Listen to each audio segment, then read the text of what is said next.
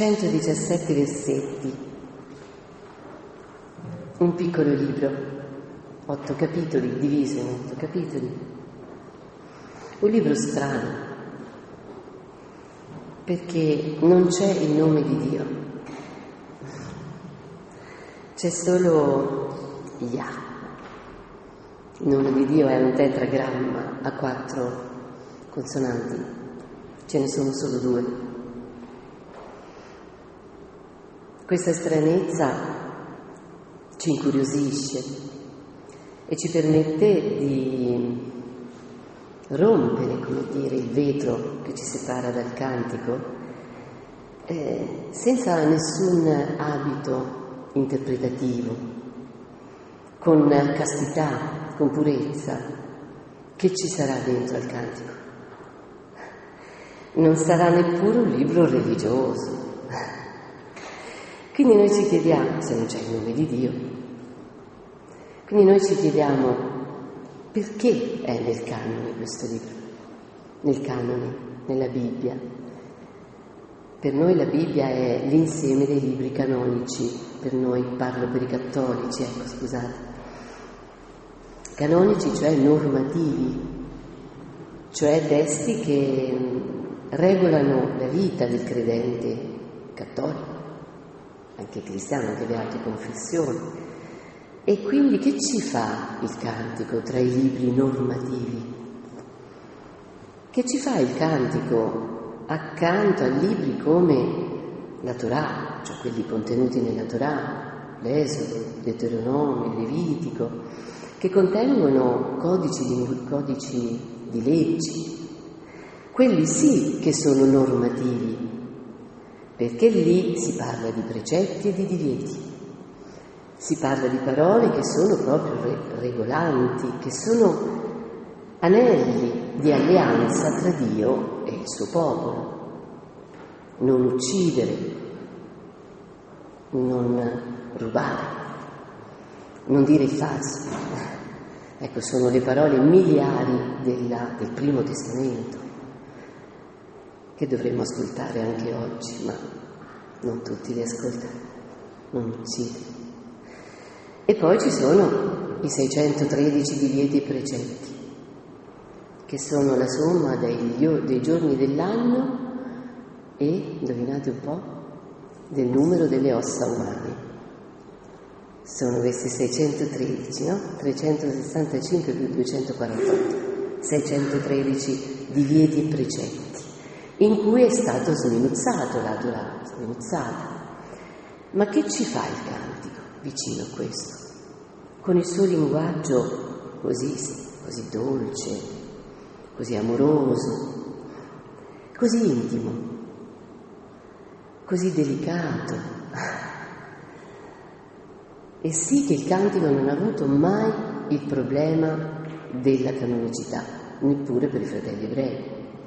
C'è un canone cristiano, c'è un canone cattolico, c'è un canone poi anche, no, per esempio luterano, diverso un po' da quello nostro, da quello cattolico, ma c'è un canone prima di tutto ebraico, dei fratelli ebrei, cui i cristiani sono debitori. Il cantico è nel canone dei fratelli ebrei. E non ho avuto mai nessuna discussione, cioè non c'è stata mai nessuna discussione sull'inserimento di questo libro. Pensate un po'. Chi lo conosce, potrebbe no, dire, ma come mai? Sì, perché come dire, il linguaggio è a luci rosse, è veramente imbarazzante.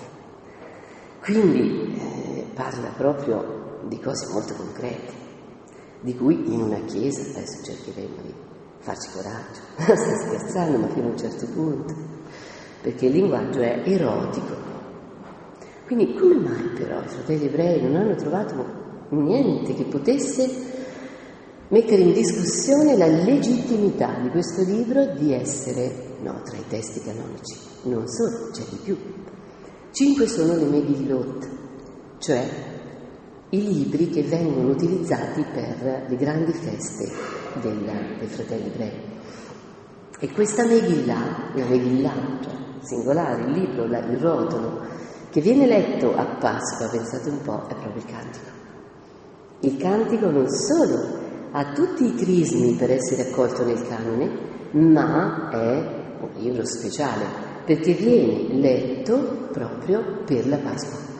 Quindi il rito della Pasqua, con la sua primarietà tra le feste, naturalmente, dei fratelli ebrei, la Pasqua ebraica, è il vocabolario, è lo spartito della Pasqua, il libro del cantico.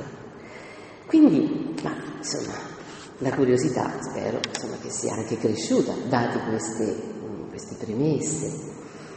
Un'ultima notizia, o meglio, un giudizio che è stato espresso da un grande esperto di Bibbia, mio maestro, il maestro di tanti biblisti italiani, che si chiamava Louis Alonso Scheckel. Questo professore di Bibbia diceva questo, considerava il cantico il cardine teologico di tutta la Bibbia.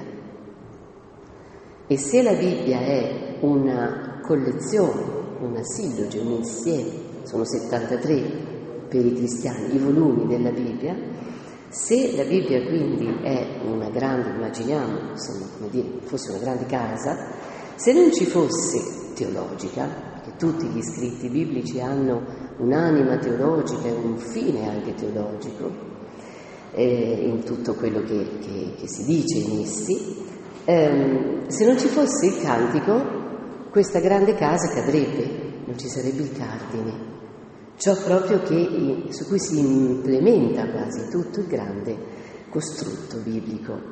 E quindi, che succede? Come mai questo libro riesce ad avere tanta autorevolezza? Di che si tratta? Quindi andiamo al cantico come se non l'avessimo mai letto. Io penso che tutti loro lo conoscano. Io propongo una mia traduzione, perché ho fatto un piccolo libro, parte di un libro, diciamo, che si intitola appunto già Eros puro, amabile, dolce, quindi leggerò, diciamo, il testo che ho proposto.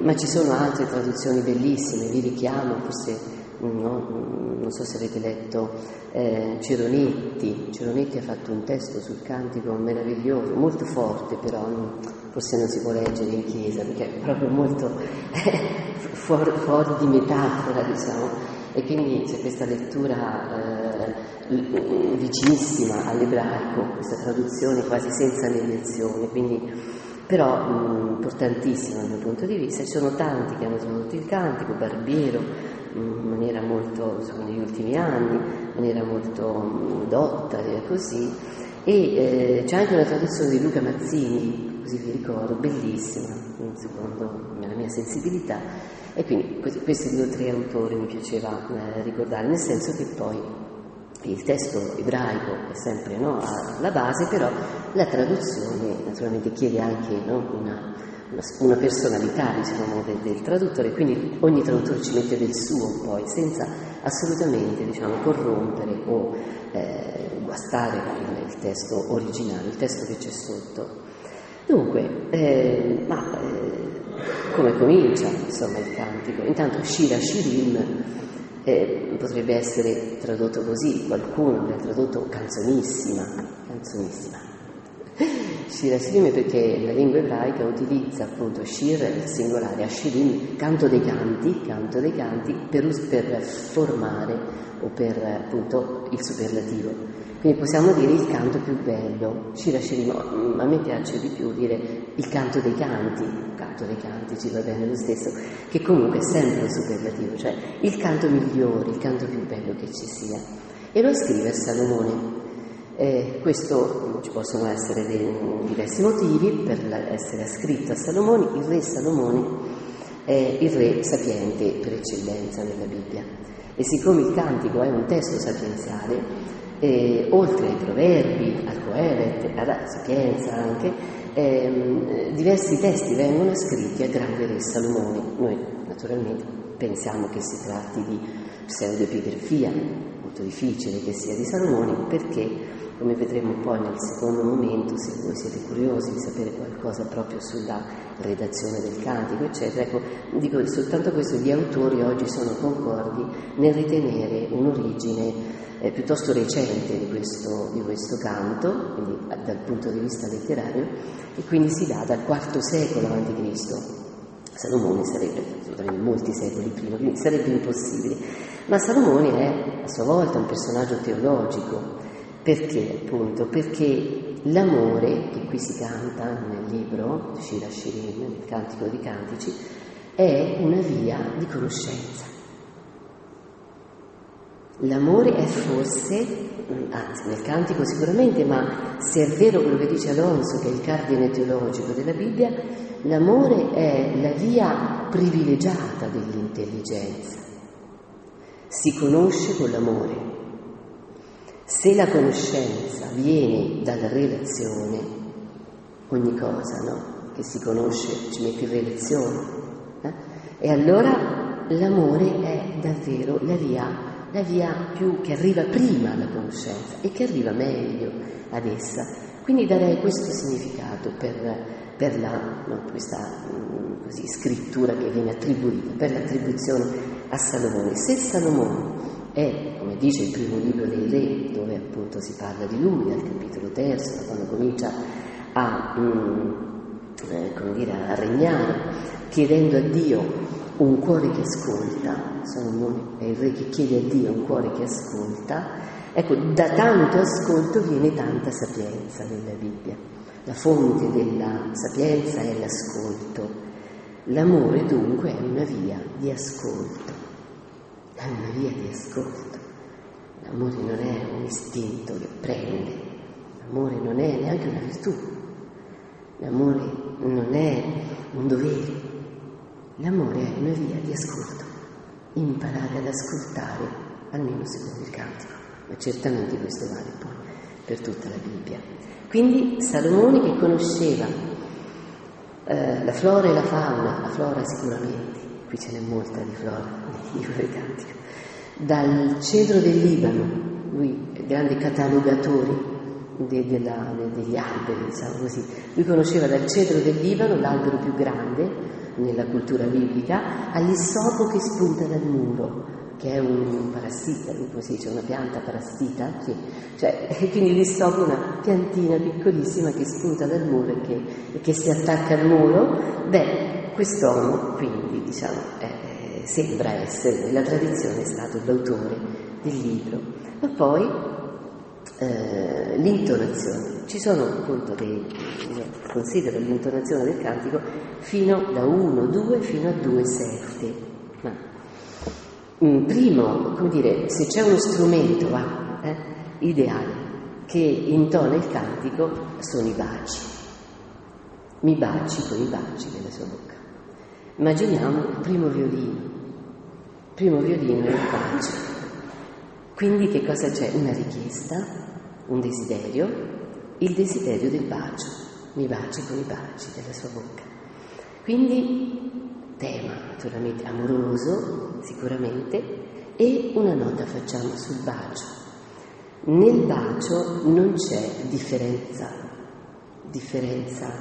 di ruolo nel rapporto amoroso. Il bacio è quanto di più orizzontale si possa dare nello scambio amoroso. Mi baci con i baci della sua bocca. Quindi questa intonazione ci fa comprendere che tutte quelle che potessero essere nel mondo in cui questo libro è sorto, quindi le grandi differenze tra il maschile e il femminile, ma non nel senso positivo, ma nel senso negativo. La donna noi l'abbiamo lasciata dove? Nella Bibbia, purtroppo. L'abbiamo lasciata in Genesi 3, dove una sorta di maledizione la condanna, ci sono delle ragazze, ad avere l'istinto verso il maschio, verso di lui, che viene purtroppo corrisposto non da un amore, un istinto, diciamo, pari e di accoglienza e anche di corrispondenza, piuttosto dal dominio. molto triste quel versetto.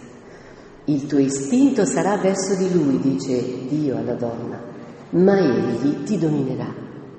Come a descrivere quanta ingiustizia poi è maturata proprio dove? Nelle relazioni sessuali, dentro certe culture che ancora oggi però permangono, forse anche nella nostra, laddove l'istinto sessuale, quindi la spinta amorosa, possiamo dire, si trasforma in che cosa? In una occasione di violenza, di dominio.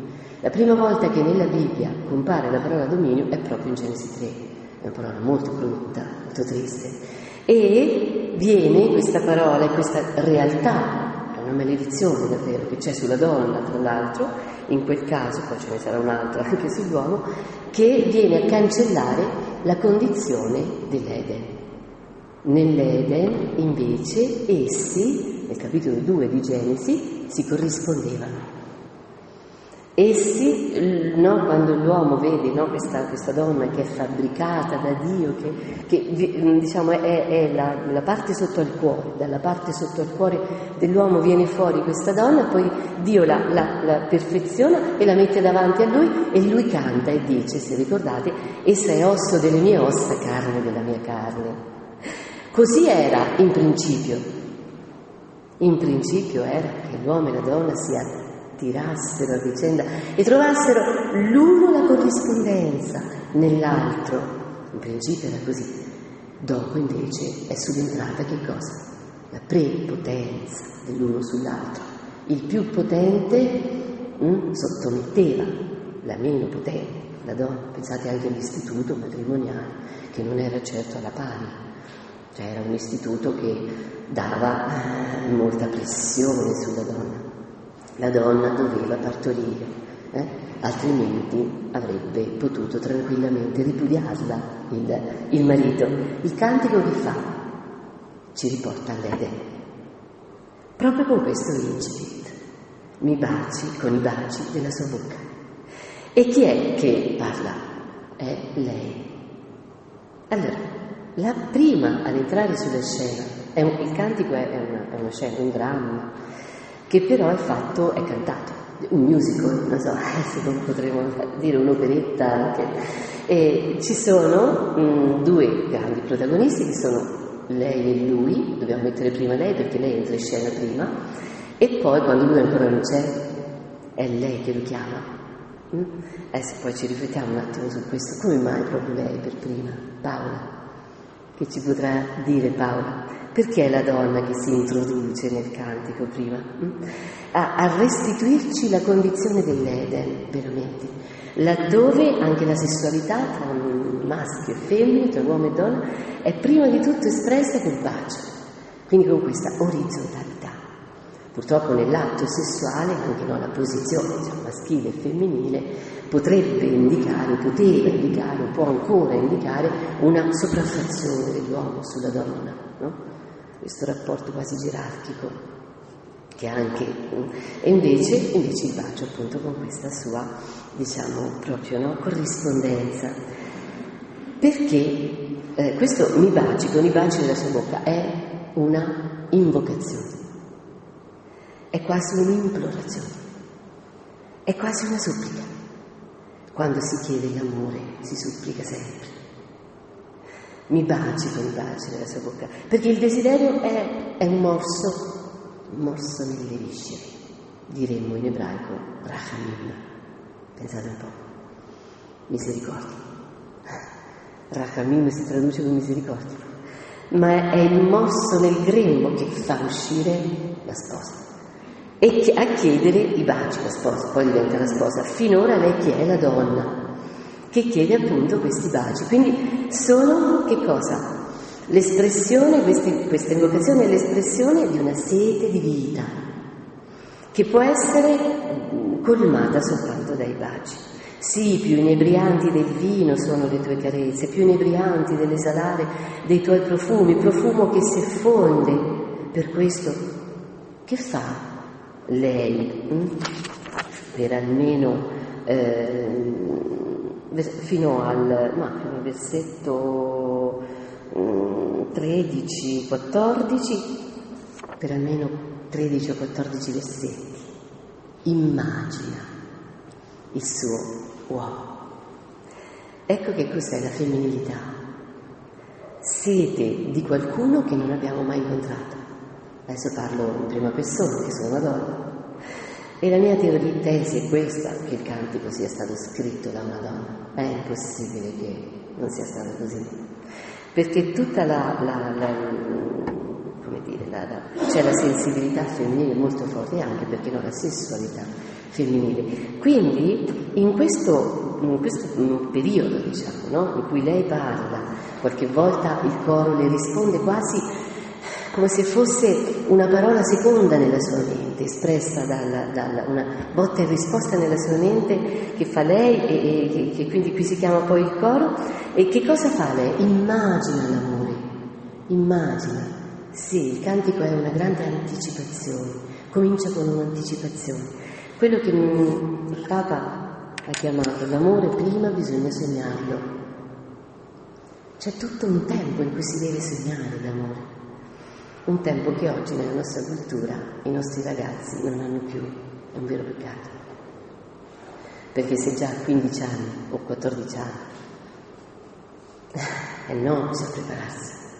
C'è un tempo importantissimo per la preparazione dell'amore, il sogno, che è proprio un'intonazione nel cantico e che dice innanzitutto qui la femminilità, cioè il desiderio che qualcuno ti chiami. Il desiderio che qualcuno ti voglia. Perché? Perché la donna è un vuoto. L'utero, il grembo, è una cavità. Non è vero che siamo uguali. Siamo diversi. Il maschio è una propensione all'esterno. E quindi il maschio è più fragile. Perché è sospeso. Invece la donna che cos'è? La donna è stabilità. Perché? Perché c'è questa cavità che è ferma, è la terra, che però, perché esce? Quando esce? Quando ha bisogno che qualcuno venga dentro questo vuoto per consolarlo, per farlo cantare, per farlo vivere. La donna è un'attesa. Ecco perché Israele è femminile, perché il popolo di Dio è femminile, c'è nessun altro motivo, perché aspetta qualcuno, aspetta Dio, e mentre lo aspetta lo implora, lo supplica, baciami, vieni. Questa è, e poi naturalmente dice attirami a te, corriamo, il re mi introduca nella sua stanza, eccetera. Non leggiamo tutto. E poi c'è in questa proprio, come dire, desiderio di lui.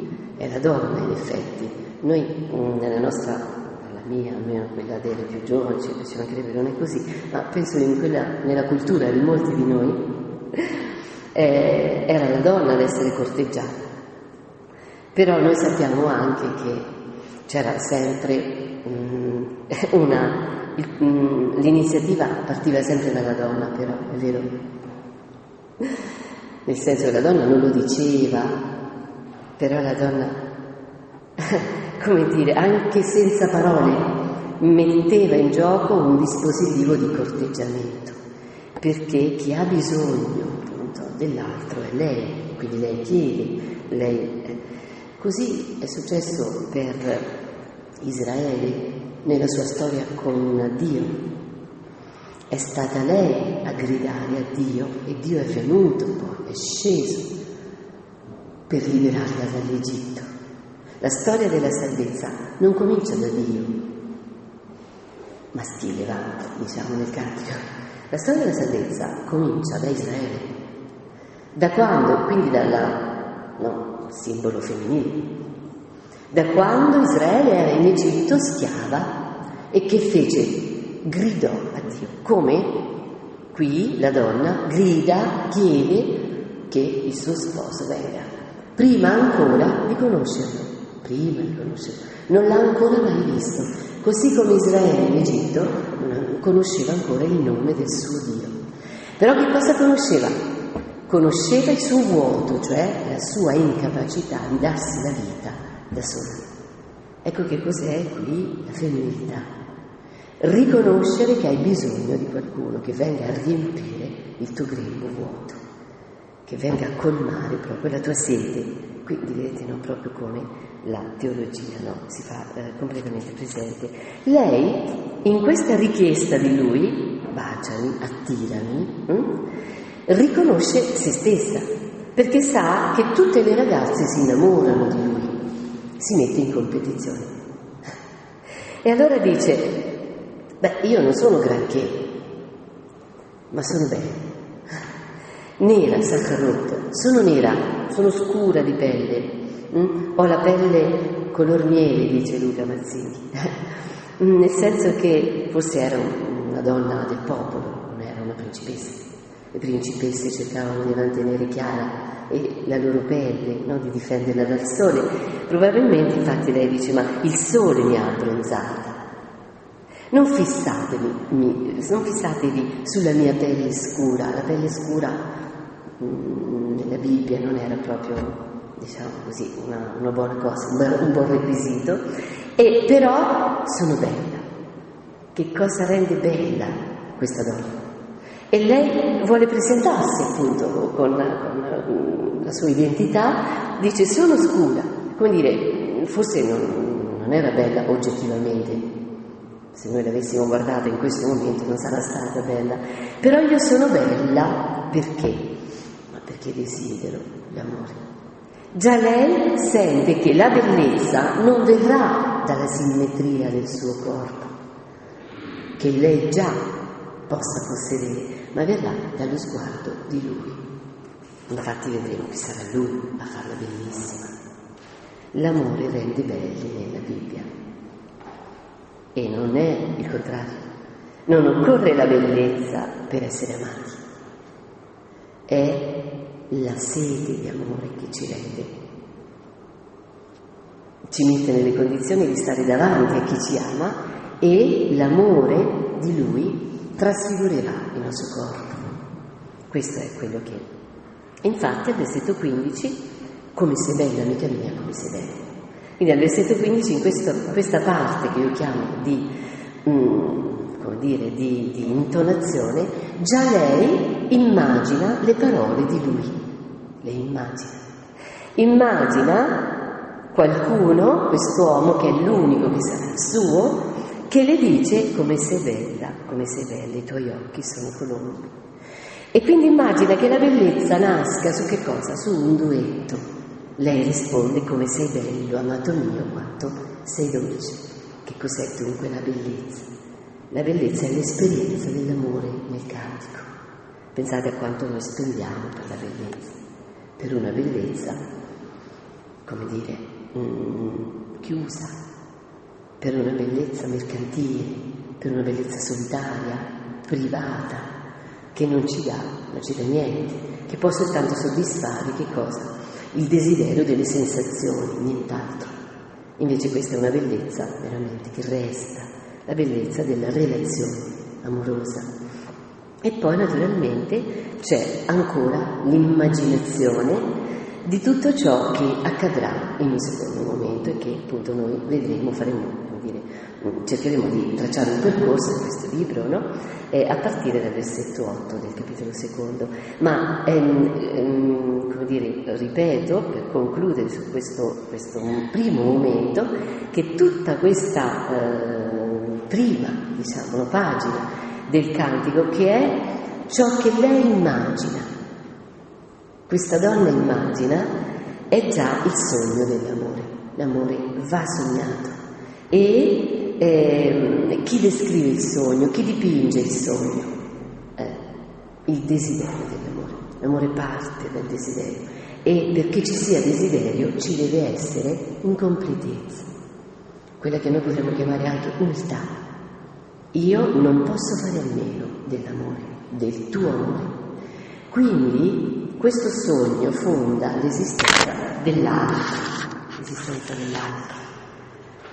L'amore fonda l'esistenza e il diritto di esserci dell'altro. l'amore in questo sogno iniziale non può essere autoerotismo.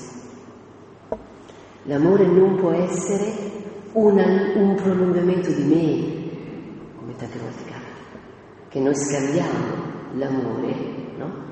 In un prolungamento di noi e vediamo nell'altro quello che noi ci proiettiamo. Invece in questo sogno dell'amore lei che cosa riconosce? Il bisogno dell'altro che ancora non ha incontrato, ma che ci deve essere, altrimenti lei stessa non potrà fiorire. E questo per noi fonda a livello teologico l'esistenza di Dio. Dio è l'altro per statuto. Dio è il primo altro rispetto all'essere umano. Quando si sogna l'altro, quando si sogna, è perché si riconosce che noi non siamo autonomi, non possiamo fare da soli. Quindi pensate quanto sia importante questo primo momento, che ci fa dire che amare, uscire, è veramente il primo grande esodo nella vita di una persona. L'amore è, come dire, una vita in uscita. Il Papa ci sta chiedendo di essere una chiesa in uscita, il cantico ci può aiutare tanto. Quindi l'esodo di chi va a cercare. Primo impatto, una voce, il mio amato. Eccolo viene, salta sui monti, vola sulle colline. L'amico mio è come una gazzella, un cucciolo di cervo. Ecco, sta dritto dietro il nostro muro, con gli occhi alle finestre. Parla il mio amato e dice: alzati amica mia bella, vieni. Ancora vedete c'è un impasto di immaginazione, ma qui c'è la voce. Il primo senso coinvolto nell'amore del cantico non è il tatto, ma è l'udito, il primo senso. Una voce, il mio amato, è il senso più penetrante. Potrebbe sembrare strano. I sensi sono 5, li vedremo tutti nel cantico, ma il primo è il più casto, l'udito. La tua voce, prima ancora delle tue parole, sono quelle che io cerco, sono quelle che risvegliano che cosa? Il mio desiderio intimo, profondo. La voce non si può toccare, la voce non si può possedere. Ecco perché è il primo senso dell'eros biblico. L'eros biblico non è possesso, non è consumazione.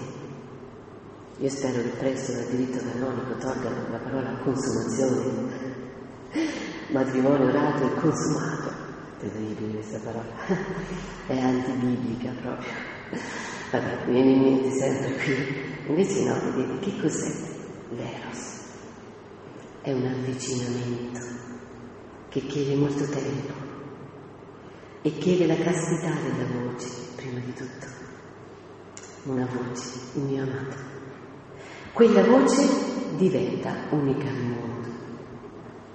Quella voce ha un timbro, prima ancora no, che ci siano le parole, prima ancora che ti dica amore mio.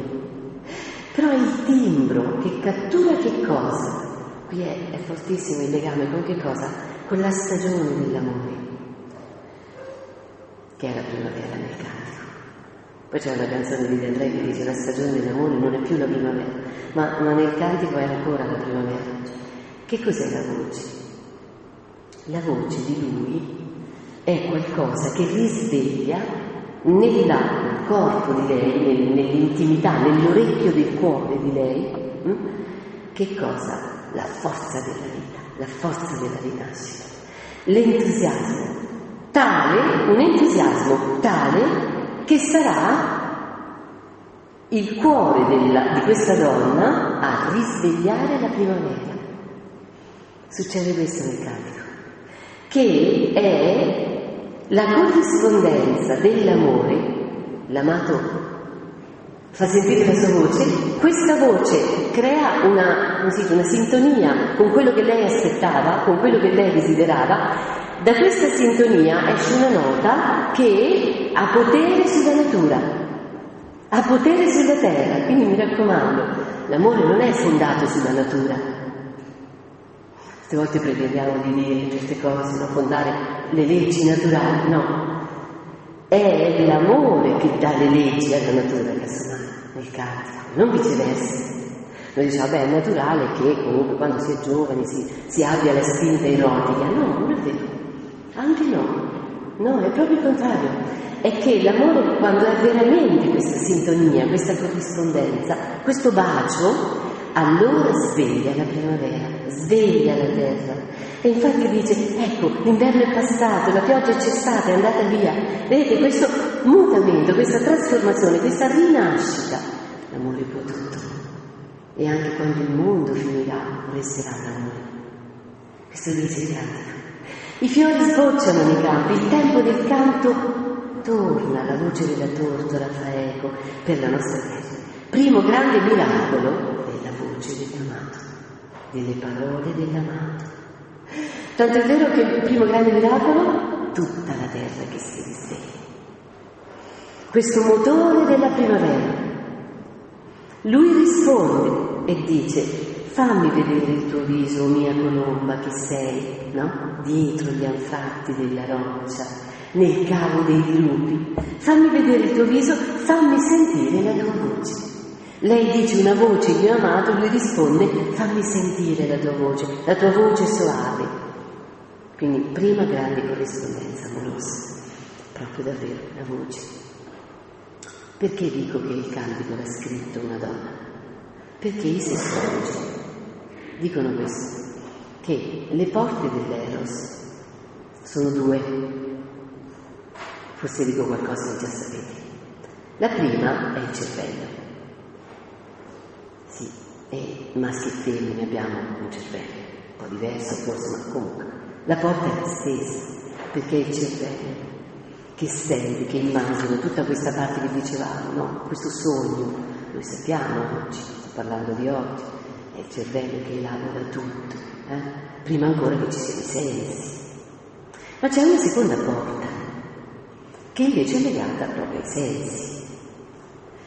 Questa è diversa, ce n'è una per i maschi e una per le femmine. Ora voglio farvi una domanda, quale sarà quella dei maschi? Lo dicono i sessuologi, siamo trovati appunto a parlare di questo con un esperto. E invece qual è quella della donna? Per cui noi diciamo i generi non sono uguali. Almeno in questo. Ve lo dico io, però si può immaginare. Diciamo quella prima dei maschi. Per i maschi è la vista, la seconda porta dell'Eros. Infatti gli uomini, quando vedono qualche cosa di rotondo, deve essere il cerchio alla forma perfetta, Paola, vero? Il cerchio alla perfezione, quindi. E quindi dico così, no? Un po' scherzo, però è vero, per il maschio è la vista è la seconda porta dell'Eros, quindi l'Eros, diciamo, non passa attraverso.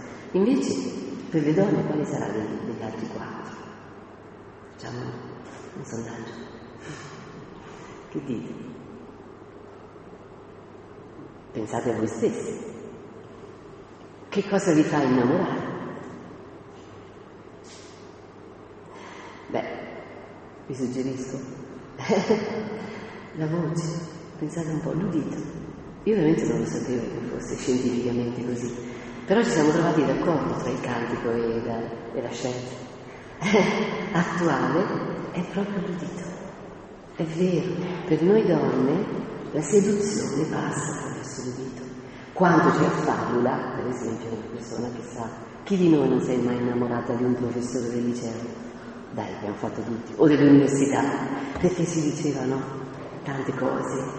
Comunque, certamente, l'udito è il primo senso coinvolto, ma è chiaro che la voce è un richiamo molto forte.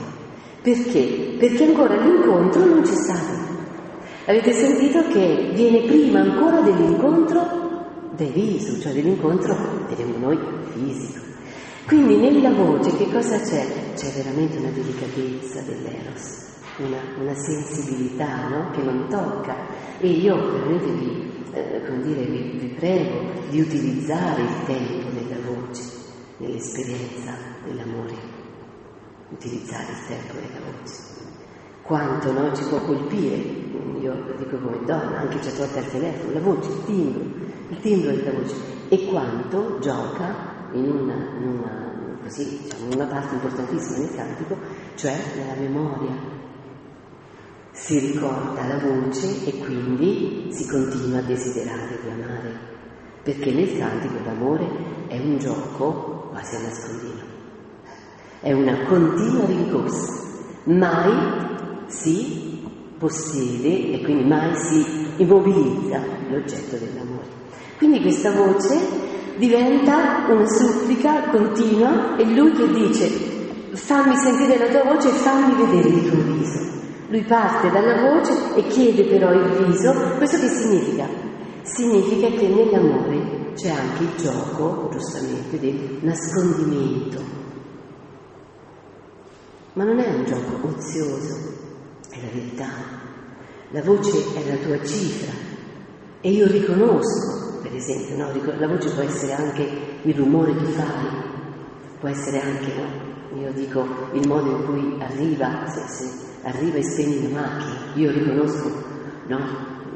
Come penso tutti voi, le persone amate, da come anche quando arrivano perfino con la macchina, no? Da come questo è il rumore dell'altro. Oppure noi riconosciamo se, non so, è in cucina un figlio, il marito, la moglie, vero? Si riconosce.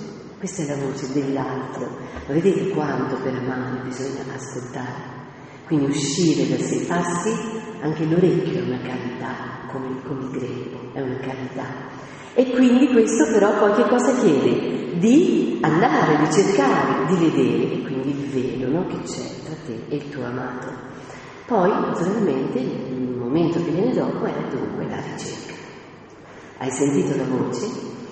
Il desiderio si è acceso ancora di più, ma nell'amore il desiderio è destinato a crescere. Non si seda mai, altrimenti sarebbe possessivo, altrimenti sarebbe consumazione. Consumi e getti via. Ma non così nel cantico, il cantico è un terreno puro, non c'è mai consumazione, né gettare via. Non ci sono cadaveri nel cantico, nel cantico tutta vita c'è la morte. Eppure, Paola, il metro del cantico, pensa un po', è la china, che è il metro del canto di lutto. La morte che è, come si può dire, l'unica ad essere paragonata all'amore, a favore dell'amore. Forte come la morte è l'amore. La morte diventa che cosa? È un simbolo dell'amore perché? Perché dalla morte, no? Non si esce. Così dall'amore non si esce, ma l'amore, essendo più forte della morte, come dire, fa uscire ogni parte della vita dalla morte. Quindi l'amore è l'unica forza, è l'unica esperienza umana che può sconfiggere la morte. E nel cantico, quindi, non c'è morte. Ecco perché appunto forse non c'è neanche tutto il nome di Dio. Perché? Perché tutto il cantico, essendo vita, è Dio. È divino, è sacro. Andiamo avanti, ci deve essere una ricerca. Sul mio letto la notte cerco l'amore mio, lo cerco e non lo trovo.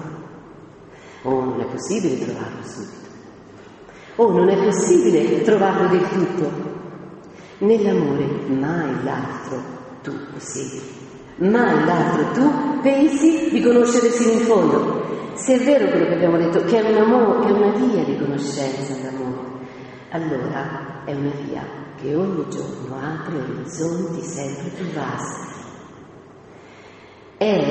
Non è quello che dicono, che dopo il primo anno, una volta si diceva dopo 7 anni di matrimonio, c'è la crisi, perché ormai una volta anche si diceva, no? La prima notte, quella è la migliore, la più bella, poi dopo no. No, è proprio il contrario del cantico. La prima è un assaggio, sempre si cresce spesso. un'immensità che mai si può esaurire, mai può scendere, mai. L'amore è la finestra sull'eternità, proprio perché sempre è in ballo una ricerca irrefrenabile. Ancora una volta lei, la forza di questa donna. Mi alzerò, farò il giro della città, per strade e per piazze, cercherò l'amore dell'anima mia. Lo cerco e non lo trovo, ma proprio per questo cercherò ancora di più. Mi hanno trovato le sentinelle che fanno il giro della città. Avete visto l'amore mio? Non si ferma neanche davanti alle guardie della città. Le avevo oltrepassate quando ho trovato l'amore mio. Per trovare l'amore bisogna avere tanto coraggio, bisogna crederci. Solo la fede regge l'amore. Se no tu non andresti fuori dalla città, se non credessi che comunque questo amore lo troverai. L'amore non è qualcosa che capita per caso. Lo devi cercare, lo devi volere, lo devi desiderare. Deve essere per te qualcosa che vale più della vita. L'unica fonte della vera vita. Se consideri la vita un luogo da proteggere, la tua vita, non troverai mai l'amore. L'amore sfida qualsiasi sicurezza, qualsiasi assicurazione, qualsiasi legge, qualsiasi recinto. Ed ecco infatti che quando lo trova, il primo momento in cui si trova l'amore, quando appunto è andata fuori dalla città. Lo tengo stretto, non lo lascerò, lo introdurrò nella stanza di mia madre. E qui appunto, finalmente, andiamo avanti, c'è la visione. Ecco la vista, il senso della vista. Adesso questi due si sono incontrati, ma non dimenticate il lungo cammino ha fatto lei. C'è questo protagonismo femminile che proprio, come dire, diventa anche una impudenza. La donna che non si ferma di fronte a niente. Perché? Perché questo vuoto niente potrà colmare, non potrà mai colmarlo da sola. Ed ecco allora l'estasi della visione, che è sempre una corrispondenza. Ed ecco lui che entra in gioco come poeta al capitolo 4, i versetti: come sei bella, amica mia, come sei bella. C'è questo ritornello che lei aveva sognato. Lei aveva sognato di sentire, no? Queste parole, e lui le pronuncia: come sei bella, amica mia, come sei bella. Quindi ogni parola che ci riempie il cuore è la parola che abbiamo sognato. Questo vale anche per i figli. Bisogna sognarli prima. Quando arrivano sono una corrispondenza. L'amore è una corrispondenza, sempre. E da questo momento c'è la descrizione dei dettagli, grandezza dell'ascolto degli occhi. Anche gli occhi ascoltano, anche gli occhi sono casti. Quando non divorano, noi possiamo divorare con gli occhi, possiamo disprezzare con gli occhi, fare l'altro un oggetto della nostra bramosia. Gesù, quando dice: avete udito che fu detto, non commettere adulterio. Vi ricordate? Vangelo di Matteo, capitolo 5. Ma io vi dico, chiunque guarda una donna, il senso della vista, chiunque guarda una donna per episimia, cioè per prenderla come se fosse un oggetto da mangiare, da mettere nello stomaco, bisogno, e poi io ti butto. Quindi non la vede, la guarda per possederla, per desiderarla in quel senso lì, cioè per distruggerla. Il possesso ci distrugge. Qualsiasi cosa noi possediamo è distruggiata. Questa è la teologia biblica. Questa è la deontologia dell'amore. L'amore non può essere possesso. Perché gli occhi di chi possiede sono omicidi. Prendo, consumo, non vedo te. Sento solo che cosa? Il mio bisogno. Ma quando ho espletato questo bisogno, ti butto via. questa è la storia di tutta la prostituzione del mondo. Poi noi diciamo, è colpa loro, delle donne che si prostituiscono. Beh, anche no. Adesso diciamo la prostituzione, perché ieri uscendo da Roma, insomma, queste ragazzine io ho preso minorenni, sicuramente, praticamente nude, per fermare. È una cosa tremenda, no? È questo, il contrario. Forse, no? Forse quella peccatrice di Luca che pianse, no? Bagnò i piedi, se ricordate, nel capitolo 7 del Vangelo di Luca, da tanto disamore che aveva avuto, fece un lunghissimo pianto che poi diventò richiesta di amore, quindi anche, no? La grande professione di amore da parte di quella donna. Ecco, che cosa rende l'altro un cadavere? L'altro, il modo in cui la guardiamo. Qui è tutto il contrario. Qui lui si lascia riempire da lei. Tanto è vero che non è che dice sei bellissima, vieni qua. No, si attarda. Pensate al tempo del cantico. Il tempo del cantico è lunghissimo, è lento, è slow, non è fast. Il tempo del cantico tu devi, per guardare, ci vuole tempo. Se tu ti lasci andare dall'istinto, non vedi più niente, tutto buio. Invece no, anche guardare è un esodo. Tu guardi il corpo di lei e dici, non è che dici appunto, ma dici, gli occhi tuoi sono colombe. Cominci a fare, come dire, non è un elenco, è un tempo, un attardarsi, mi piace anche un perdere tempo su questo guardare lei, no? E dire, gli occhi tuoi sono colombe dietro al tuo velo, vedete? Non è solo, gli occhi tuoi sono belli, gli occhi tuoi sono verdi, sono di smeraldo. Sarebbe stato ancora più breve, no? più spicciativa, diciamo, la descrizione. Invece, gli occhi tuoi sono colombe dietro al tuo velo. Come dire, questo dettaglio diventa quasi, no? Una scena. Sono colombe dietro al tuo velo. Lui vede qualcosa, colombe bianche, noi magari lo splendore dell'occhio, la parte bianca dell'occhio. Pensate con quanta, non so, ma che cos'è questa? Io la chiamo raffinatezza amorosa. Guardare, fermarsi e quindi provare piacere. Da dove viene il piacere nel cantico? Da quanto siamo aperti alla bellezza dell'altro, alla persona dell'altro, e non dal titillare una parte del nostro corpo. Questo libro è prezioso per i nostri figli. Peccato che non gliel'abbiamo dato, che non glielo diamo ancora. Ma che aspettiamo a darglielo? Perché si devono informare su internet? Perché i nostri figli devono veramente portare quanto amiamo il corpo dei nostri figli? Dobbiamo dare queste parole. Amiamo il corpo dei nostri figli.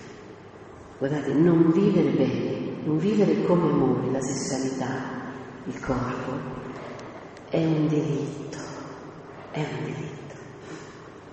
Perché la sessualità, l'eros, sono armi a doppio taglio. Ci possono dare la vita e ci possono dare la morte. Ci possono dare la dignità, lo splendore, come ci possono dare invece che cosa? Il disprezzo. Quando sentiamo che i ragazzi vanno in discoteca la mattina dopo, le ragazze soprattutto, dicono sono stata con 4-5, ma io non so mica il nome. Questo è un delitto. Non morale, non so se mi spiego, non morale nel senso non umoristico, ma proprio nel senso del disprezzo di che cosa? Di quello che invece il corpo chiede. Come dire, la dignità del corpo sta nel fatto che c'è qualcuno che riconosce che c'è, che cosa? Un fluido di vita dietro i tuoi occhi, per me. Noi nella sessualità veramente, che cosa? Noi nasciamo, la sessualità ci fa nascere, non solo fa nascere poi eventualmente anche dei figli, ma la fecondità sta nel nostro rinascere.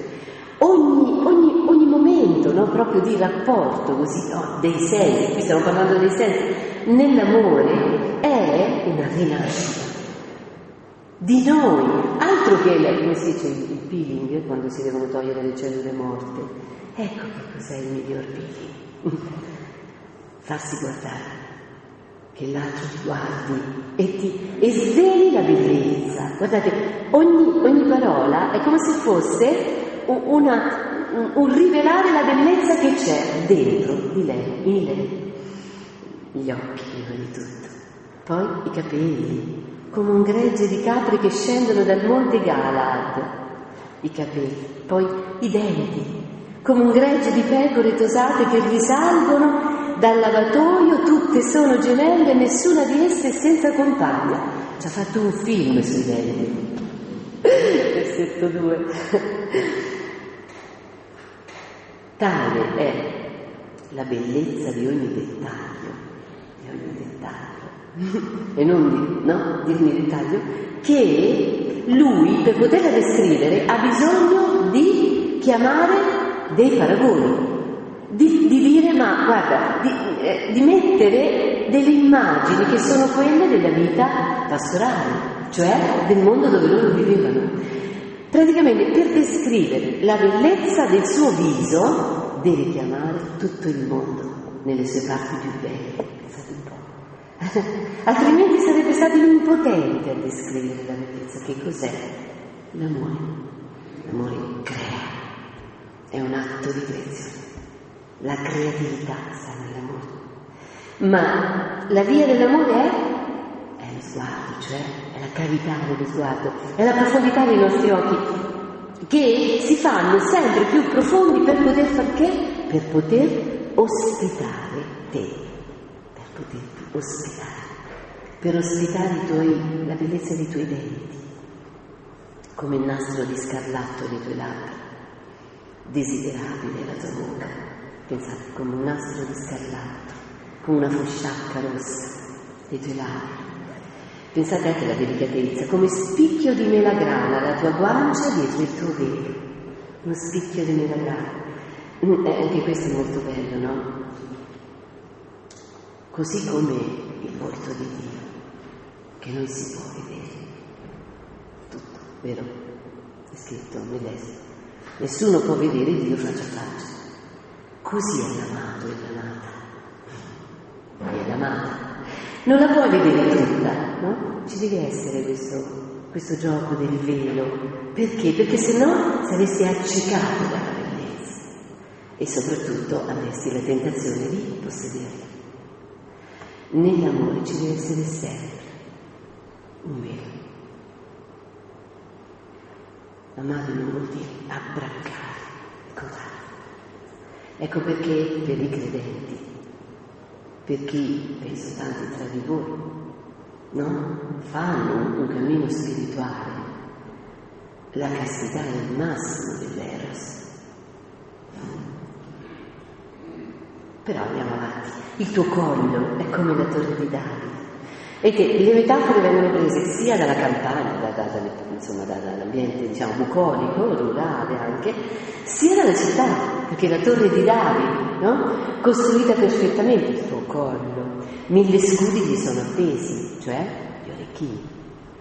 I tuoi seni sono come 2 cerbiatti, gemelli di gazzella, che pascolano tra i fiori di loto.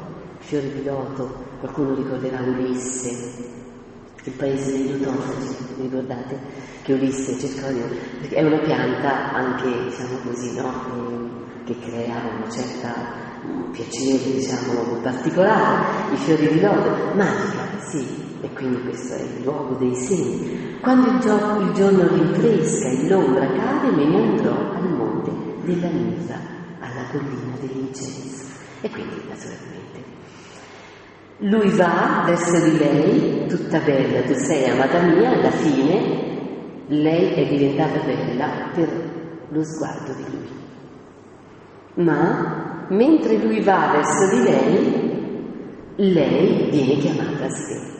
Allora, nell'amore c'è un incrocio di strade.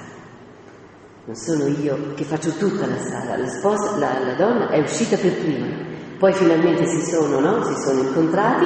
Adesso lui le chiede di venire a me. Lui prima è andato da lei, adesso lui viene a me, perché appunto c'è questo assoluto scambio alla pari, non c'è solo uno che fa verso l'amore. È come quando Gesù dice: amerai il tuo prossimo come te stesso, non di più né di meno, ma come te stesso. Quindi io vengo e tu vieni da me, il gioco proprio della seduzione. C'è una seduzione reciproca. Mi hai stravolto la mente, sorella mia sposa, Libertini.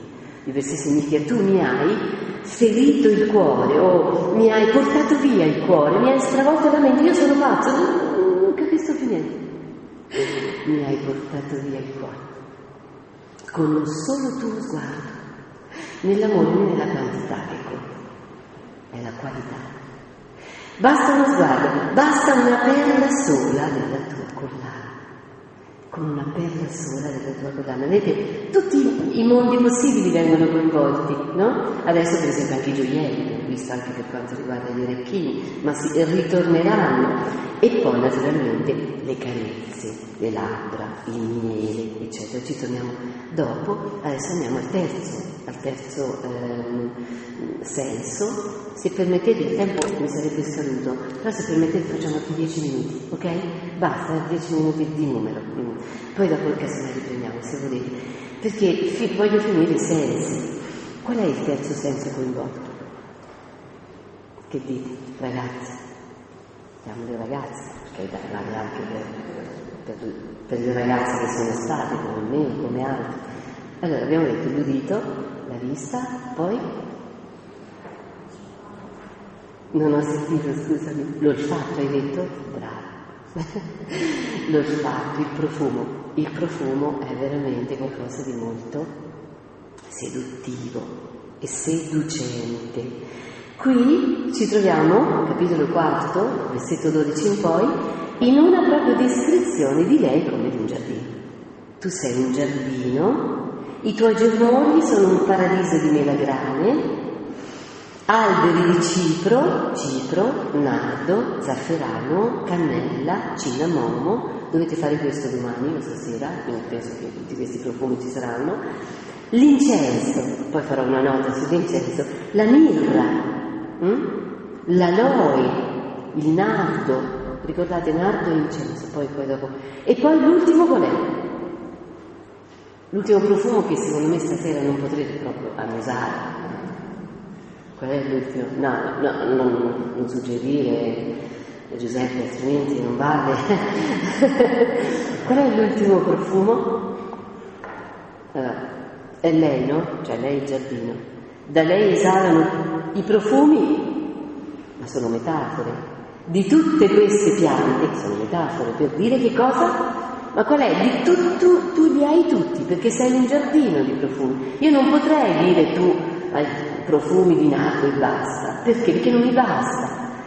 Perché sei un caleidoscopio di colori, quindi anche di profumi, no? Perché non è mai possibile descrivere il profumo di lei, perché infatti il profumo di lei è quello che ho tradotto, la quintessenza di profumo, il tuo profumo, che non è Valentino, Eternity, ma è i nomi dei profumi più famosi, non so, quelli che voi usate, ma il tuo profumo.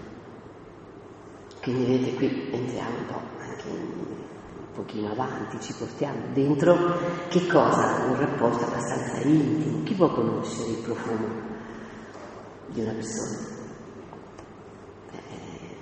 Lo sposo, la sposa.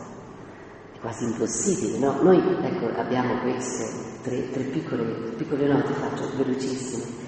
Nel libro di Genesi c'è, in effetti si parla, c'è un momento, una sorta di canto sul profumo che fa Isacco, vi ricordate, sul figlio Giacobbe, mamma mia, il profumo di mio figlio, no? Perché Giacobbe si era travestito da Esaù per avere la benedizione, quindi, no? La primogenitura. E allora si era messo dei peli, no? Degli animali, perché Esaù era molto peloso.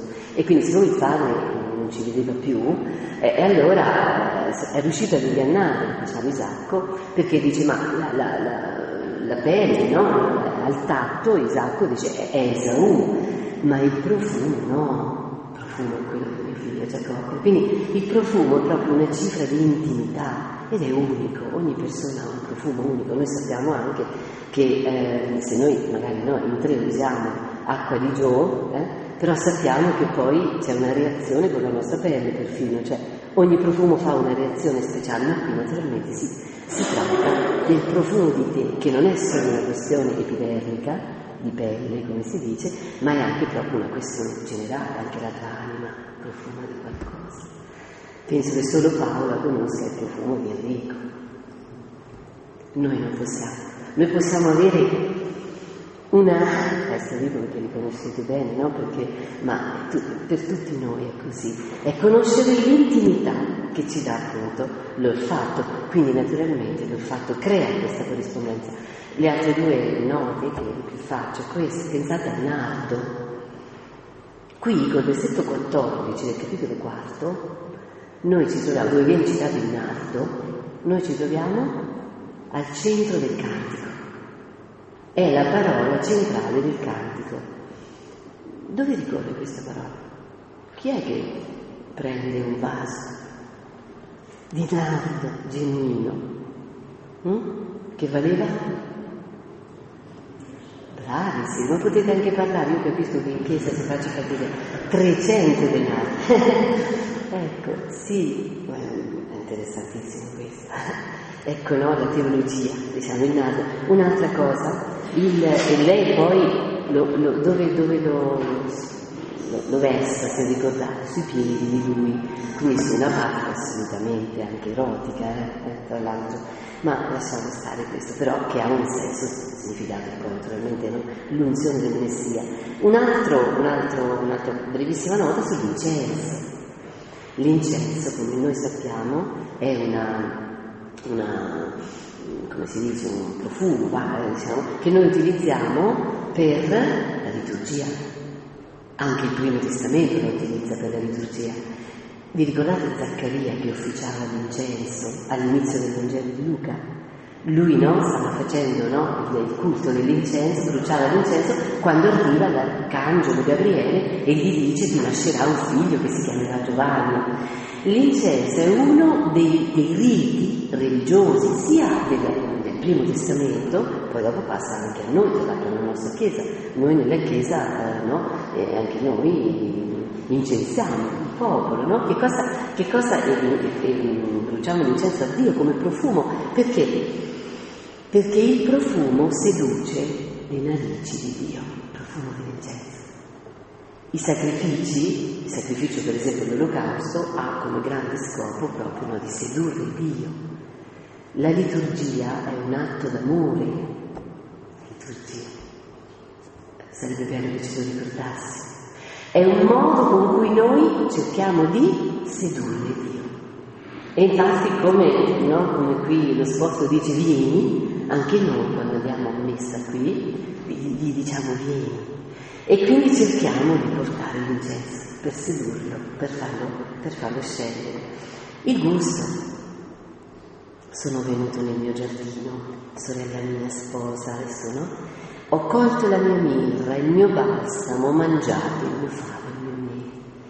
Ho bevuto il mio vino e il mio latte. Compagni, mangiate, bevete, questo diciamo dopo, ma qui c'è il gusto. Il gusto che è, lo possiamo legare al bacio. Il gusto quarto, senso, che si lega un po' con l'olfatto, ci ricorda il cibo, ma ricorda anche il bacio. Poi naturalmente sentiamo il palato, sotto il tuo palato, ma quello che conta, di là, naturalmente è l'eros, l'esperienza proprio erotica, è la teologia che c'è dietro questo. Pensate al miele e al latte e al vino. Miele e latte. Come sarà la terra?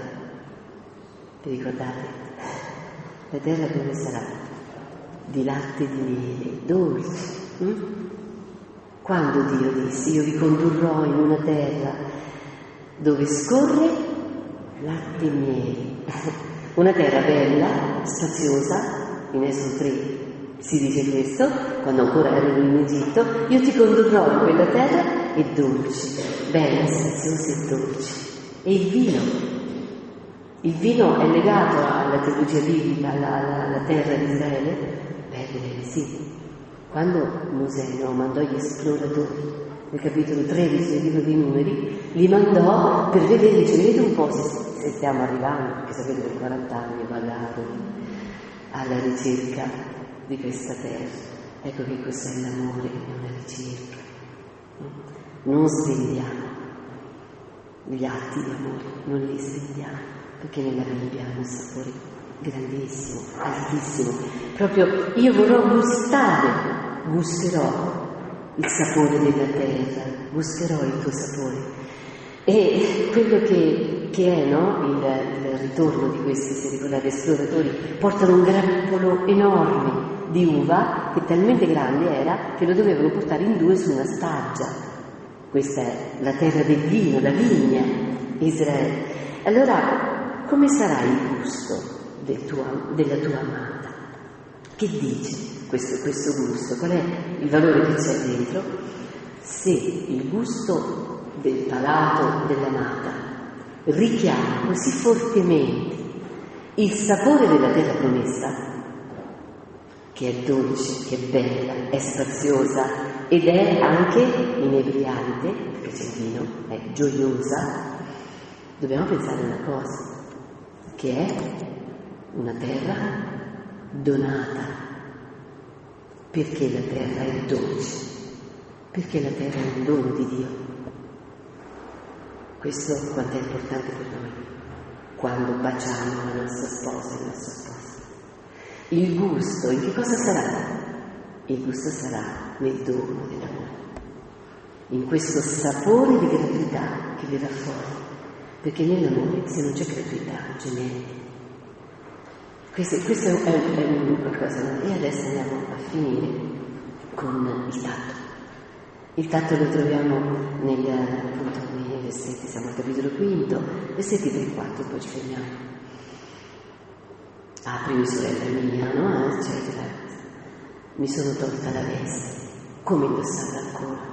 Mi sono lavato i piedi, come sporcarla? Qui siamo proprio nel talamo, nella stanza del talamo, del letto dell'amore, diciamo. Come ci si prepara per l'amore? Appunto con la nudità. Il ruam ebraico è una parola appunto che ha letto in un libro, che significa svuotamento. Questa nudità indica proprio lo svuotamento per poterti accogliere. È una parola che in greco, come si traduce? Indovinate un po'? Con kenosis. Qualcuno avrà sentito parlare, a parte i sacerdoti, di kenosis. La kenosis è il mistero dell'incarnazione del Signore. Kenosis, l'abbassamento anche detto, significa, quando si parla di Gesù, si parla di kenosis, cioè di lui spogliò se stesso, cioè si svuotò. Da Dio che era, si svuotò e si fece uomo. L'incarnazione nel Nuovo Testamento si dice nudità, si dice svuotamento, pensate un po'. Quindi perché Gesù perfino si è svuotato della sua divinità per poter far che dite? Per poter vivere davvero l'amore, per amare, bisogna svuotarsi, non solo dell'orgoglio, proprio di sé, per poter avere il piacere dell'altro. È il mistero della kenosis.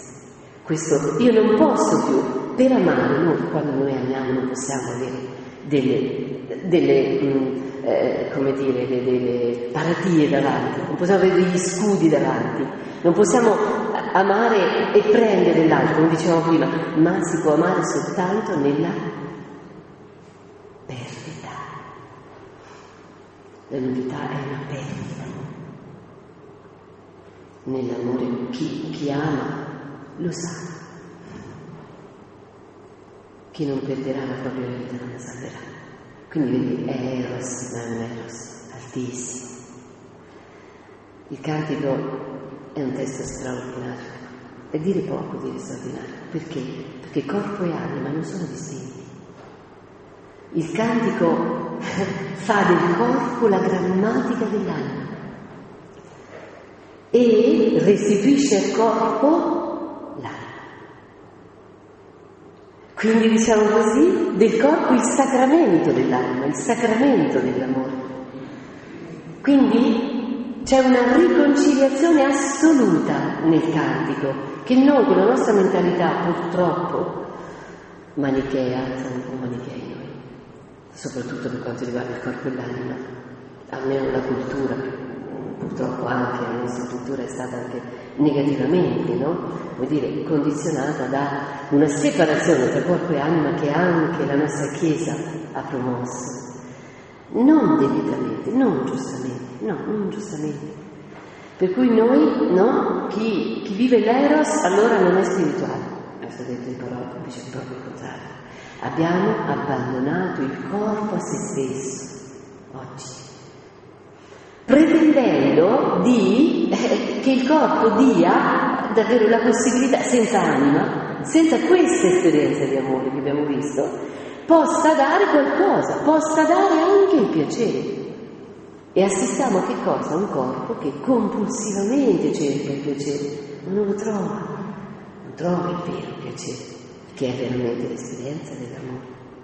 Per cui si arriva oggi a sostituire sostanze stupefacenti al piacere. Il corpo non ci dà più piacere. Quindi dobbiamo continuamente, la pornografia è la televisione, voglio dire, cioè basta, su 7 annunci pubblicitari penso che 5 siano pornografici, non è che occorre far vedere chi sei, cioè la pornografia è il modo in cui noi trattiamo il corpo. Quindi proprio come oggetto da cui chiediamo di stimolare chissà che, no.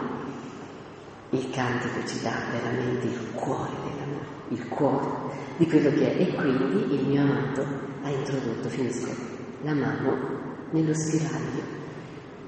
Le mie cavità trasalivano per lui.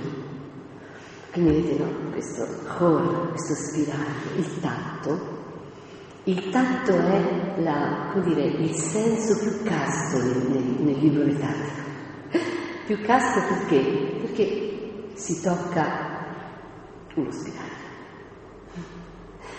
Ma basta questo spiraglio, perché questo è lo spiraglio della vita. Il piacere non è quantità, è qualità, è esperienza di eternità. Sì, essere. Nel cantico è descritto con una castità straordinaria, perché il mio amato ha messo la mano nello spiraglio, le mie cavità, cioè gli abissi della vita, Questo è straordinario per la donna che anche nel mondo antico vedeva come comunque qualcosa da cui veniva fuori la vita, no? Il parto di Dani, grandezza della donna, come se dentro la donna, dentro questo grembo ci fosse un abisso da cui poi potevano venire fuori i figli, orati di vita. E quindi è bastato però che cosa? Proprio un piccolo tocco sullo spiraglio per cui questa grande fucina di vita, che è il grembo materno della donna, ha preso tutto il suo respiro. Questo è il piacere femminile, dove la vita è strettamente coinvolta, ovviamente, no? Poi però la vita non si possiede, la donna che pure è questa grande, no? Certe volte gli uomini sono spaventati di fronte al mistero della donna, che è grande. È proprio questo legame così stretto col piacere e con la vita. Non dimenticate che i greci dicevano che su 10 parti del piacere a chi ne tocca 9, a chi ne tocca 1. Conoscete questa tradizione greca? 9 alla donna, quindi mi raccomando, e 1 all'uomo. 9 parti del piacere gli dèi hanno dato, sapete? Sì, è vero. Certo, poi dipende da come si vive tutto questo. Per la donna non è facile vivere un piacere istintivo. Il piacere non può durare un attimo, un secondo, perché appunto c'è questa apertura di un abisso. Facciamo esemplificazioni, però vedete, no? Davvero quello che è il corpo è assolutamente legato a quello che è l'anima. E quindi mi sono alzata per aprire al mio amato, le mie mani stillavano mirra, ho aperto al mio amato, quindi c'è questo, no, progressivo andare verso questo salire proprio del desiderio verso di lui, ma il mio amato era scomparso. Questo è il massimo del tatto. Perché ogni cosa quando arriva al massimo scompare. È giusto che sia così. Altrimenti noi la cattureremo. Che dite? Questa esperienza erotica è un bivio tra la vita e la morte e la morte e la vita. L'eros, l'amore, ci restituisce la vita. Come dire, torno a dire, è veramente la grande sfida la morte. Io penso che chi di voi queste cose non si possono comprendere intellettualmente soltanto. Queste cose si possono solo vivere e chi le vive le capisce. Questo è più o meno insomma quello che volevo dire, più o meno questa, cercando di rimare dentro questo grande mare che è il cantico. Adesso ci fermiamo.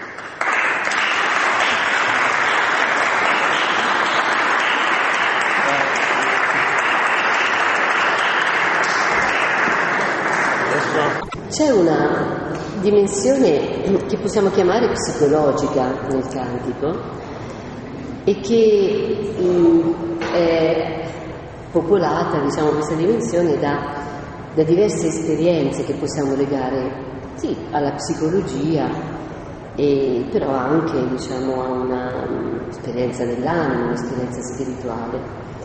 E già citavo il ricordo, la memoria.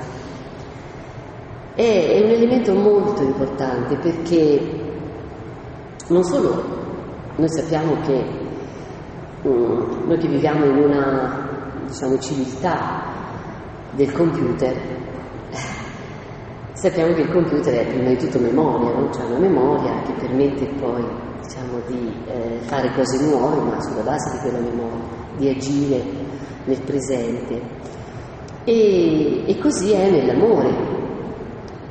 Perché se c'è il sogno, quindi se c'è, anche se vogliamo, no, la fantasia, una creatività che si rivolge, come abbiamo detto all'inizio, verso qualcosa che ancora non si è sperimentato, abbiamo detto, no, che il cantico comincia con una immaginazione, diciamo, di quello da parte di lei, della donna, di quello che sarà l'amore. Quindi c'è questa preparazione.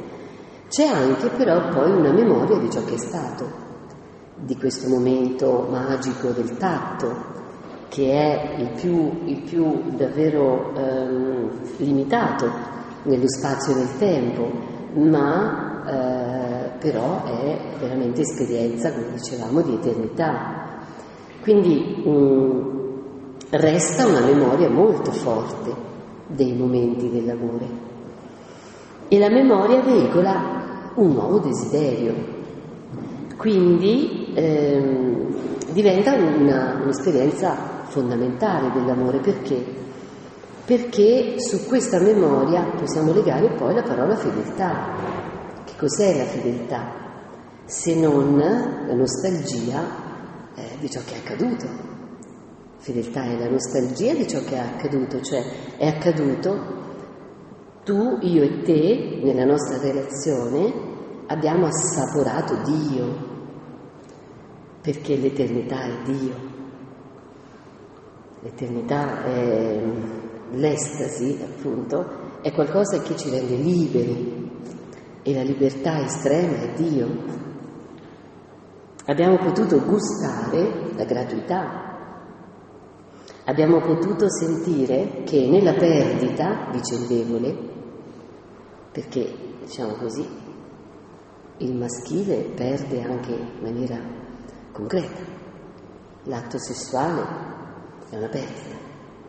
Forse per questo, no, che poi i latini dicevano che dopo l'uomo è triste, perché sente di aver avuto questa perdita. Ma certamente la sensazione della perdita è anche in lei e nella sua nudità, che dicevamo prima, l'esperienza di questa nudità, di questo svuotamento di sé, di questa rinuncia ai gioielli, ai vestiti, agli abiti, che sono stati importanti nel cantico, a tutto. Si sarà tolta anche la collana, quindi è uno svuotamento. Quindi questo doppio cammino di perdita porta all'esperienza di Dio. E quindi, una volta che ce l'hai, quella è casa, quella è pace. Non so quali parole possiamo dare all'amore, no? La pace, la casa, siamo arrivati, tutto, il tutto. E quindi poi, appunto, scompare, non c'è più, c'è la solitudine che viene dopo, diciamo così, no? L'esperienza dell'amore, però quando si fa memoria è positiva, perché l'amore non è mai, non è mai una fusione l'amore non è fusione, l'amore è corrispondenza. Quindi c'è il momento della lontananza, fa parte dell'amore. La solitudine fa parte dell'amore vero, nel senso che la solitudine mi fa sentire chi sei tu. Lo strappo proprio, no? Fa sentire anche il dolore. C'è dolore. Quando il dolore, nell'esperienza più alta, diciamo, che cos'è? È l'esperienza della perdita dell'amato. Se noi però, non conosciamo, no? questa estasi dell'essere, no? Un tutt'uno con l'amato nel momento breve del tatto, noi non potremo provare il dolore il dolore dà il valore di quello che tu sei.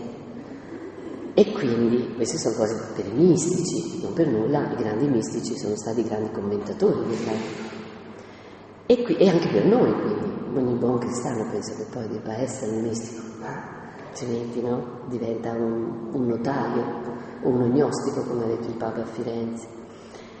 E quindi il ricordo costruisce il futuro, perché se abbiamo detto che il ricordo fonda la fedeltà, cioè io ho nostalgia di quello che ho vissuto con te, diciamo, quindi la fedeltà è costruire il futuro, perché io ti cerco ancora, io ti voglio ancora. È uno spaccato, dicevo, psicologico, ma anche spirituale. Perché? Perché chi può capire la fedeltà? La può capire chi sa che in quell'amplesso che ha vissuto c'è l'abisso, cioè c'è l'incommensurabile. In quell'amplesso non ha vissuto la consumazione. In quell'amplesso non ha detto basta, adesso ho provato via, adesso provo un'altra. Per dire, brutta questa espressione, però è la mentalità. Perché noi pensiamo che l'altro abbia un limite e quindi dice quello che mi poteva dare, le sensazioni che mi poteva dare sono quelle. Ecco, questo è il contrario proprio dell'esperienza dell'amore, e non può fondare una fedeltà, anzi fonda l'infedeltà, nel senso che oggi con te, domani con un altro, eccetera. Perché? Perché io ho questa idea dell'altro, che sia qualcuno che dà la misura del mio bisogno, cioè io ho bisogno di soddisfare questo e allora tu me lo dai. Io non vedo l'altro, no? Ma vedo solo me stesso e quindi, cerco altro. Si capisce, penso. Invece la fedeltà da cosa nasce?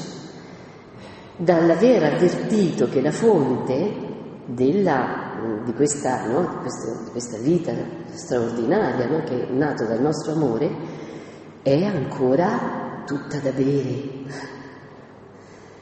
Non ho esaurito il mio rapporto con te. Io penso neanche davvero, no? Dopo tanti anni, neanche mai si esaurisce. L'altro ci appare sempre una fonte nuova, una fonte inesauribile. Giovanni IV direbbe una sorgente d'acqua zampillante fino alla vita eterna. Ecco dove noi possiamo parlare di fedeltà, dentro quale contesto mentale, psicologico e spirituale possiamo parlare di fedeltà, altrimenti non si fonda. Vedete dunque l'importanza della memoria. E ancora una cifra teologica. Tutta la fede biblica si fonda sulla memoria.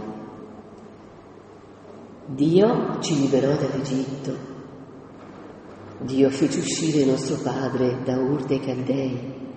Per questo l'ebreo, no? Si ripete sempre la storia. Mio padre era un arameo errante, eccetera. La ripete, ma come dire, la ripete perché? Perché come Dio si prese cura di mio padre, che lo fece uscire, lo fece, no, eccetera, eccetera, così oggi si prenderà cura di me. Questa è la fedeltà. La fedeltà, come dire, nasce, no? Qualcosa che è accaduto in un evento del passato, ma poi fiorisce continuamente in acqua nuova, in vita nuova. La fedeltà non è conservazione, è tutt'altro, è creatività, è novità, è futuro. Quindi la fedeltà ha il suo, come dire, ha bisogno di tempo. Perché? Perché nuove liberazioni possono accadere. Quella volta eravamo schiavi, abbiamo gridato, lui ci ha liberato. Se la Bibbia non avesse questa memoria, la Bibbia non potrebbe prospettare per chi la legge, sia per l'ebreo sia per il cristiano, nessun futuro. Ecco perché appunto i maestri ebrei dicono il futuro viene da dietro. Cioè, come è stato clemente, misericordioso con i nostri padri, così lo sarà con noi, farà tante misericordie con noi. E quindi la memoria è veramente, come dire, la collana dell'amore. È importantissimo che ci sia. E se, come dire, vogliamo anche dare un fondamento nel cantico all'indissolubilità, lo fondiamo su che cosa? Ma prima di tutto sul tempo dell'amore. L'amore chiede tempo. E quindi l'indissolubilità non è un dovere, ma è uno spazio temporale necessario. Perché? Per tornare a bere a questa fonte che ogni volta mi dà un'acqua diversa, un'acqua nuova. Io non ti possiedo mai.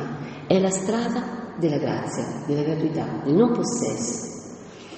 E naturalmente, se si può pensare, e concludo sulla memoria, l'indissolubilità, in questo testo, poi dopo ci sono altri nel Nuovo Testamento, no? È proprio nella libertà assoluta dell'amore. È indissolubile perché? Perché tu sei, come dire, la mia casa. Io trovo in te la mia bellezza, io trovo in te la mia, come dire, non è un'esigenza, non è un cappio al collo, è un'esigenza. Io vivo dentro questa libertà. Quindi anche qui, quanto sarebbe utile riprendere il cantico per parlare del matrimonio cristiano, del sacramento. Andando avanti, c'è un'altra così, dimensione, dicevo, psicologica, psicologica e poi anche spirituale, che poi può diventare anche qualcosa di concreto. L'esclusività, sì. Nel cantico c'è tu sei unica e tu sei unico. E perché? Che cosa fa di lui l'unico e che cosa fa di lei l'unica? Non è una domanda che faccio io, ma che fa il coro, cioè che è scritta nel testo stesso. Il coro a un certo punto, capitolo 5, sempre versetto 9, dice: ma che cosa avrà il tuo amato più di ogni altro? Come dire, ma tu che abbiamo appena visto, no? Lei quando lui l'ha, appunto, no, ha toccato, no? Lei è svenuta, cioè lei, insomma, è un delirio amoroso, quello di questa donna. Il coro è stato sempre presente, è un po' come se fosse, no? Quasi lo spettatore, no? Che dà spazio, che dà dimensione, no?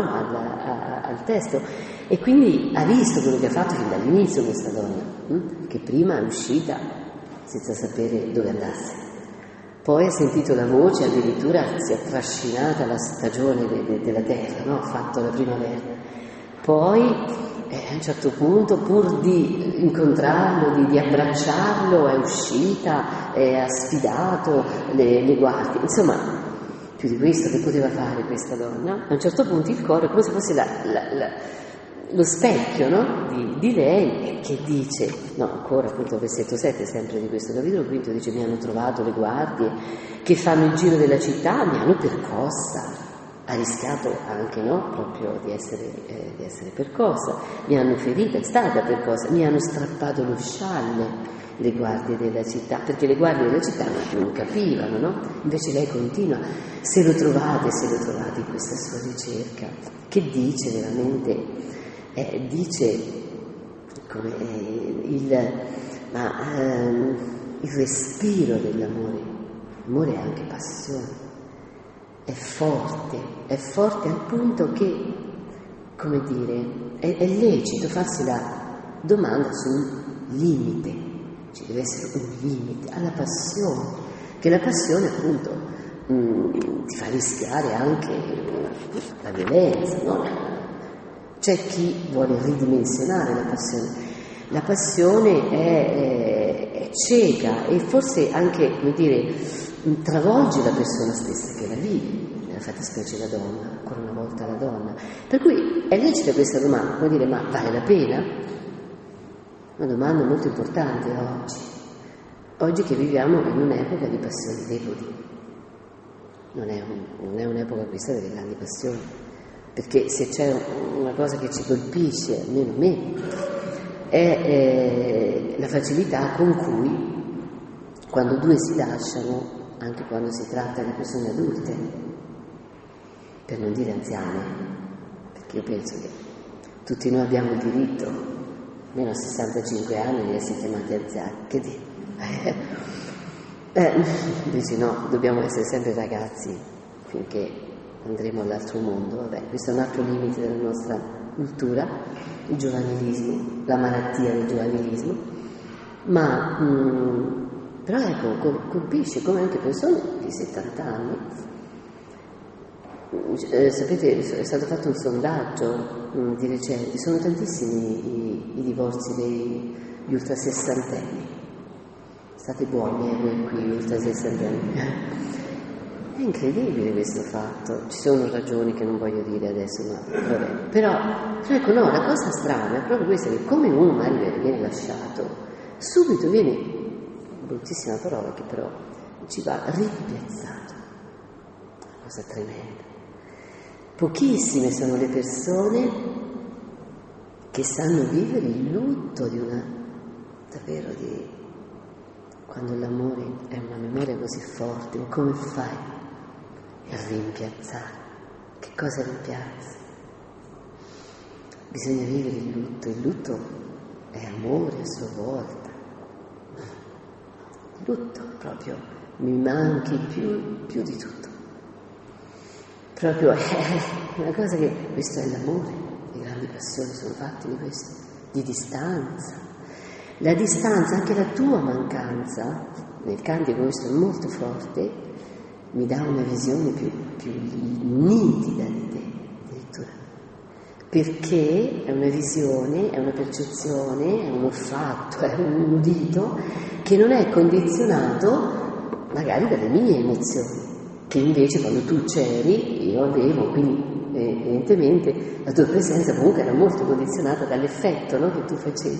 Adesso che tu non ci sei, io proprio, no, chi ama viene allagato dalla presenza dell'altro quando l'altro non c'è, più che quando l'altro c'è. Quindi di che cosa è segno questa superficialità che viviamo oggi? Questo cinismo, mi sembra cinismo, per cui l'altro è semplicemente una funzione alla fine. Io ti rimpiazzo, adesso non ho più la moglie, allora il giorno dopo io rimpiazzo, tutti i giorni. Cioè, è una cosa strana però che ci deve far riflettere, no? Non è un giudizio moralistico, è una constatazione di che cosa? Del fatto che l'amore ci fa paura.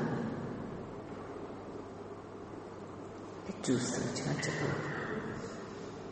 Perché chi entra nell'amore non ne esce. In questo è come la morte, è irreversibile. E quindi veramente chiede la vita, è un rischio grandissimo. Le metafore qui sono utilizzate sono anche poco rispetto a quello che chi ama sa che cos'è veramente l'amore. Per cui uno dice, ma io potrei attrezzarmi per fare a meno. Un conto è avere un compagno che magari ti fa compagnia, e un conto è amare. Cioè cercare la fonte della tua vita nella relazione con l'altro, due cose molto diverse. Ecco perché, qui su questa dimensione si impianta il tema dell'esclusività. L'esclusività significa non è rimpiazzabile. E allora il coro fa questa domanda, ma dimmi un po', ma che avrà questo? Che sarà uno con un altro? Tu che sei la più bella tra le donne, come dire, ma se questo adesso è andato via, perché è appena andato via, ne troverai un altro. Brutta non sei, lo troverai. Chi è mai il tuo amato più di ogni amante? Che tu ci scongiuri così, perché il coro si sente, no, è quello che lei dice, vi scongiuro, figlie di Gerusalemme, se trovate il mio amato, no? Ditegli che sono malata d'amore, quindi il coro verrebbe come mandato a cercare l'amato. Quindi dice, ma che avrà più di ogni altro amante? Come dire, ma magari ci saranno altri amanti che nell'arte, nell'amore sapranno fare come lui. Vedete, sono le cose, no, che spesso noi misuriamo. E lei come risponde lei? Lei potrebbe rispondere, ma guarda, però il mio amato, tra l'altro sapete non c'è il matrimonio istituzionale, quindi c'è proprio la purezza, l'indissolubilità dell'amore, non delle istituzioni oppure del contratto, del patto, no? Che invece nella Bibbia è il patto. No, qui proprio non c'è niente, c'è proprio questa purezza assoluta dell'amore, purezza nel senso, c'è solo l'amore, diciamo. E quindi come risponde? Cioè una moglie, se lei fosse stata la moglie avrebbe risposto, non so, per esempio, ma però condividiamo i figli. Cioè, che cosa fa del tuo amato, del tuo uomo, l'unico? No, una moglie potrebbe rispondere tante cose, non so, se condividiamo la casa, abbiamo cose materiali. Invece lei dice la sua bellezza. Una cosa del tutto superflua, in un certo senso. Il mio amato è radioso e rosato, riconoscibile tra migliaia e migliaia. Come dire, anche se fosse 1 milione di uomini, io lo riconoscerei. Ecco che cosa fa l'unicità, che noi ci riconosciamo. Per cui la via della conoscenza che dicevamo prima, no? Cioè in lui c'è il mio nome, io sono scritta in lui. Ecco, io per forza lo riconosco, anche se fossimo tanti uomini ci fossero, ma l'unico con cui io mi riconoscerei, dice, è riconoscibile tra migliaia e migliaia. E poi naturalmente la bellezza che viene da che cosa? Dalla comunione che loro vivono. Qui veramente possiamo parlare di usare questa parola. La comunione rende, diciamo così, bellissimo gli occhi di chi la vive l'altro. Tu sei in comunione con l'altro e l'altro diventa il più bello del mondo. Non è vero che è il più bello del mondo, però è il più bello del mondo. Il suo corpo è oro e lei si lancia, come dire, ma voi cercate una ragione, ma io ve ne dico tante. C'è una sorta di cantico, no? Proprio loro fanno la domanda, le ragazze del coro, dice ma che avrà? Come dire, che avrà mai una cosa, potrebbe avere. E lei invece è come se aprissero proprio un fiume di cose. Il suo corpo è oro purissimo. Vedete, sono simboli a questo punto. Vi ricordo che l'oro è il simbolo di Dio. L'oro è il simbolo di Dio perché è incorruttibile. Sono tutti cioè cose, no, che ci fanno pensare veramente a valori spirituali, valori che vanno oltre le cose pratiche, per cui noi oggi diciamo ma lasciate mia moglie andare in piazza. Siamo volgari, veramente, siamo imbarbariti tantissimo. Che peccato, perché è solo sul corpo, sulle relazioni che noi possiamo vivere l'esperienza di Dio. Il cantico naturalmente, ma anche tutta la Bibbia, tutta la parola di Dio. Se c'è un motivo per credere è questo, la bellezza delle nostre relazioni, la profondità, la pedagogia, che ci vuole una pedagogia. Non è vero che l'amore è un istinto, l'amore non è un istinto. Io ribadisco questo, che la Bibbia ci insegna che l'amore si impara, si educa, l'affettività. Noi abbiamo ridotto l'affettività all'istintualità e quindi non educhiamo i nostri figli per paura di fargli terribile, è un'omissione gravissima. Invece proprio l'affettività si educa, l'affettività e l'amore ancora di più chiede tanta sapienza, conoscenza, condivisione, compagnia. Vedete, lei da sola non ce la fa, c'ha il coro. Queste ragazze sono ragazze, quindi evidentemente deve appoggiarsi, deve parlare, forse anche dentro di sé. Ci sono dei momenti in cui si sdoppia, no? Lo fate anche voi, io lo faccio spesso, come faceva l'uomo di Dio Benedetto, no? San Benedetto, parlava con chi? Con la sua anima. Anche noi lo facciamo. Chi ama sa, no? Che è così. E quindi veramente, dice, il suo corpo è oro purissimo, i suoi riccioli sono palme. Vedete là? Come si chiamerebbe? La trasfigurazione. L'amore trasfigura. La trasfigurazione non è miracolismo. L'amore trasfigura. Che non vuol dire che inventi cose che non ci sono, no? Che riveli. Perché quando Gesù si trasfigurò, com'era? L'unico testo in cui si dice, vi ricordate la trasfigurazione evangelica, che il linguaggio è tutto dal cantico, il cardine teologico, quindi quando Pietro disse è bello per noi stare qui, è bello. La bellezza è il Signore trasfigurato, cioè rivelato nella sua divinità. Quindi non è che quindi l'amore ci fa vedere la verità del nostro amato e non, vabbè. E quindi dice i suoi riccioli come palme, neri come il corvo, c'è tutta anche una simbologia cromatica nel cantico, come voi avete visto, mi sembra qualcosa, cioè avete fatto anche l'esperienza del cantico dal punto di vista visivo. I suoi occhi colombe su ruscelli d'acqua, i suoi denti si bagnano nel latte e si posano sulle rive. È come se lui è andato via, ma lei come ce lo rende, che dite? In questo, ce lo rende proprio plastico. Noi lo vediamo, vero? Che significa veramente amare? Amare significa dare la vita nella bellezza. Poi dice le sue guance, le sue labbra che stillano mirra, le sue mani, il suo torace.